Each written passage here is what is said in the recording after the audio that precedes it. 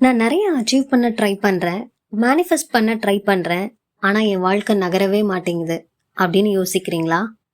வை me அப்படின்ற கேள்வி உங்களுக்குள்ள வந்துட்டே இருக்கா? அதுக்கான பதில இந்த வீடியோல தெரிஞ்சுப்பீங்க. பெரிய யானைய ஒரு சின்ன கயிறாலேயோ செயினாலேயோ கட்டி போட்டு வளர்ப்பாங்க. நீங்க எல்லாரும் பார்த்திருப்பீங்க. ஏன் அந்த யானை அதுல இருந்து மீண்டு வர முடியாதா என்ன? அப்புறம் ஏன் அந்த யானை அதுல ட்ரை கூட பண்ண மாட்டேங்குது? இதுக்கு காரணம் என்ன தெரியுமா? அந்த யானை சின்ன வயசுல இருக்கும்போது இதே மாதிரி ஒரு செயினாலேயோ கயிறாலேயோ அதை கட்டி போட்டு வளர்ப்பாங்க. அந்த யானை அந்த முடிச்சுல இருந்து மீண்டு வர ட்ரை பண்ணி எல்லா முயற்சிகளும் தோத்து போனதுக்கு அப்புறம் ஒரு நிலைக்கு வந்துடும்.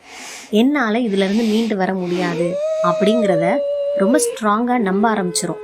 அதனாலதான் அந்த யானை எவ்வளவு பெருசு ஆனதுக்கு அப்புறமும் கூட அந்த சின்ன கயித்துல இருந்தும் செயின்ல இருந்தும் மீண்டு வர முடியாம அந்த யானை இருக்குது. இந்த யானையோட ஒப்பிட்டு பார்த்தா நம்மள பல பேரு இந்த யானை மாதிரி தாங்க இருக்கும். சின்ன வயசுல இல்ல எப்பவோ நடந்த ஏதோ ஒரு இன்சிடென்ட்ல உன்னால இது முடியாதுன்னு சொல்லியிருப்பாங்க. அதை இன்னமும் உண்மைன்னு நம்பிட்டு ட்ரை கூட பண்ண மாட்டோம் அதுல இருந்து வெளியில வர்றதுக்கு. இதைத்தான் செல்ஃப் லிமிட்டிங் பிலீஃப் அப்படின்னு சொல்லுவோம். இது ஒரு சின்ன உதாரணம் தாங்க. இது மாதிரி நிறைய தவறான நம்பிக்கைகள் உங்களை பத்தியும் மற்றவங்கள பத்தியும் நம்ம மனசுக்குள்ள தேக்கி வச்சுட்டே இருக்கோம்.